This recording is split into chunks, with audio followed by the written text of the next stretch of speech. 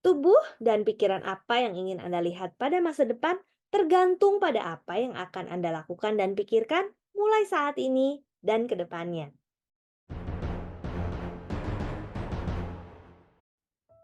Happiness Insight by Gobin Vasdev.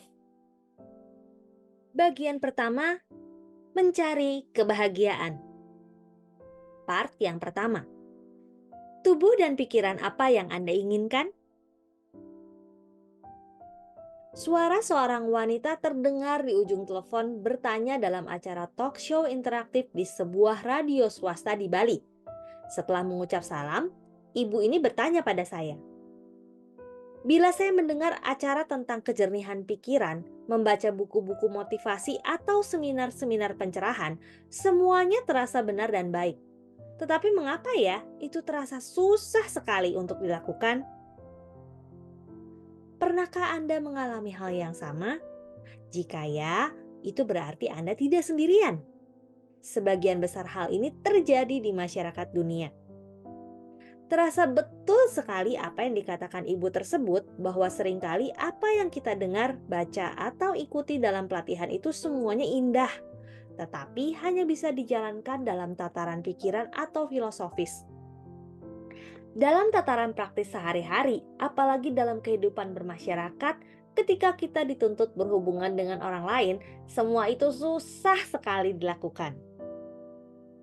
Contohnya berpikir positif dan sabar. Ibu pendengar radio di ujung telepon itu melanjutkan. Bagaimana kita bisa berpikir positif sementara orang lain menuduh saya melakukan yang bukan-bukan? Atau bagaimana kita bisa sabar jika saya sudah beritahu staf saya berkali-kali dengan berbagai cara, tapi dia masih melakukan kesalahan juga? Lagi-lagi sangatlah mudah untuk setuju pada apa yang dikatakan ibu tersebut. Kita mengiyakannya karena itu juga terjadi dengan diri kita. Di sini, kita bukan mencari cara apa yang seharusnya dilakukan, tetapi melakukan pembenaran-pembenaran dalam kelemahan diri, dan bahkan mengklaim jika apa yang ada di buku atau di seminar bukan hanya susah, tetapi tidak mungkin dilakukan dalam kehidupan sehari-hari.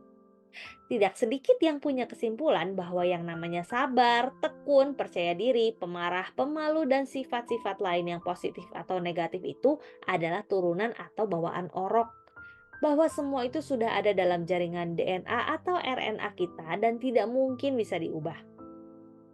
Pertanyaan selanjutnya, apakah sifat bisa diubah? Ya dan tidak. Loh, kok jawabannya ambigu begitu? Ya, semuanya tergantung. Tergantung dari keyakinan atau sistem kepercayaan kita. Henry Ford pernah berkata, "Whether you think you can or you can't, you are right." Jika Anda berpikir Anda bisa atau Anda tidak bisa, dua-duanya Anda benar. Jika semua tergantung keyakinan, apakah dengan kita yakin bisa sabar, kita akan jadi orang sabar? No, tunggu dulu. Mempunyai keyakinan bahwa kita bisa berubah ke arah yang lebih baik adalah suatu fondasi yang bagus. Tetapi jika kita berhenti sampai fondasi saja dan tidak membangun rumah, kita tetap kehujanan dan kepanasan.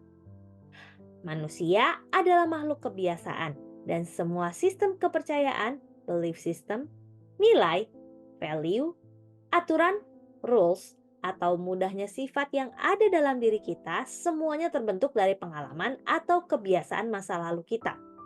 Kita mempunyai pohon dalam pikiran kita.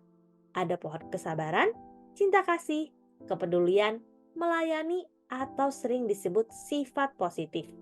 Dan ada juga pohon yang tidak menguntungkan, seperti ketakutan, keserakahan, egoisme, dan lainnya. Perlu diketahui bahwa semua ini sebenarnya tidak ada yang buruk. Semuanya punya maksud yang baik. Mereka ada pada dasarnya untuk melindungi diri kita. Misalnya, orang yang serakah, jika mau dilihat, orang ini pada dasarnya takut akan masa depan yang tidak pasti. Oleh karena itu, untuk melindungi dirinya dari kesengsaraan, dia mengamankan dirinya dengan ingin memiliki lebih pada semua hal. Kita dapat menyimpulkan di sini dengan satu kata yang berkonotasi tidak baik, yaitu serakah. Sekali lagi, semua aturan, kepercayaan, value dalam diri seseorang pada dasarnya baik. Tetapi ada yang menguntungkan, ada yang tidak menguntungkan dirinya. Kembali pada analogi pohon, Sama seperti pohon yang ada di dunia ini, pohon dalam pikiran kita juga akan berkembang jika kita merawat atau memberikan makanan. Jika dalam kehidupan sehari-hari kita menyirami pohon kemarahan, pohon ini akan berkembang dan mempunyai akar yang sangat kuat. Tarikannya akan begitu kuat sehingga jika ada sesuatu yang terjadi dalam kehidupan kita, alangkah mudahnya kita terseret pada kemarahan dibandingkan kesabaran yang pohonnya tidak pernah diberi makan. Saringan pikiran. Bad news is good news. Itulah semboyan yang sering kita dengar dari media massa.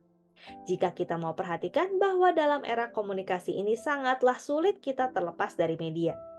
Boleh dikatakan, kita ini adalah generasi pertama yang dikepung media.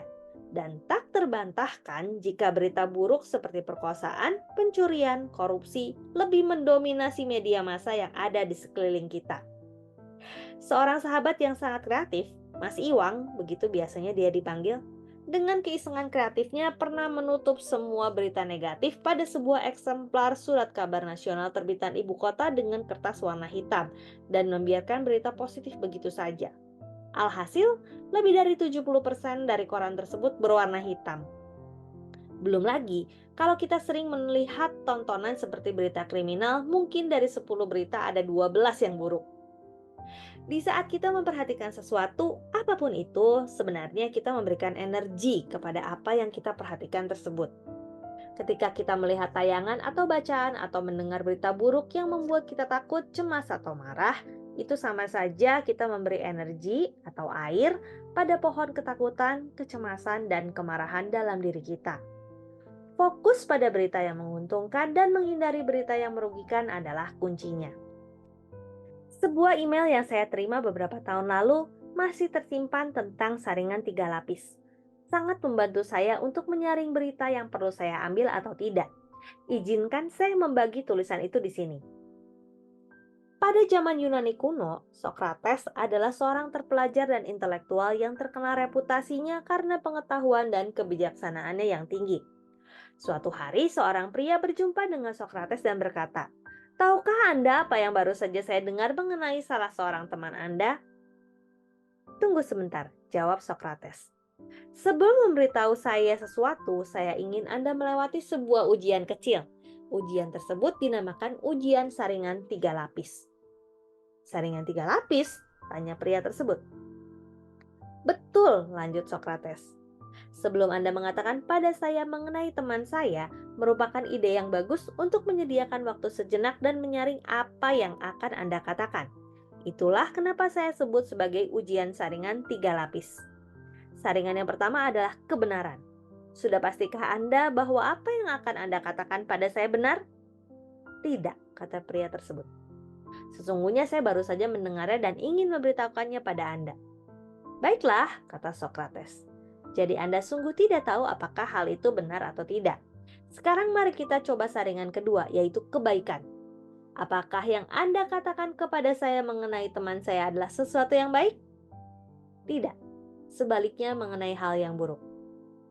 "Jadi," lanjut Socrates, "Anda ingin mengatakan kepada saya sesuatu yang buruk mengenai dia, tetapi Anda tidak yakin jika itu benar. Anda mungkin masih bisa lulus ujian selanjutnya, yaitu kegunaan. Apakah cerita yang Anda ingin beritahukan pada saya tentang teman saya tersebut akan berguna buat saya?" "Tidak, sungguh tidak," jawab pria tersebut. "Jika begitu," simpul Socrates, "jika apa yang Anda ingin beritahukan pada saya tidak benar, tidak juga baik, bahkan tidak berguna untuk saya, mengapa Anda ingin menceritakannya pada saya?"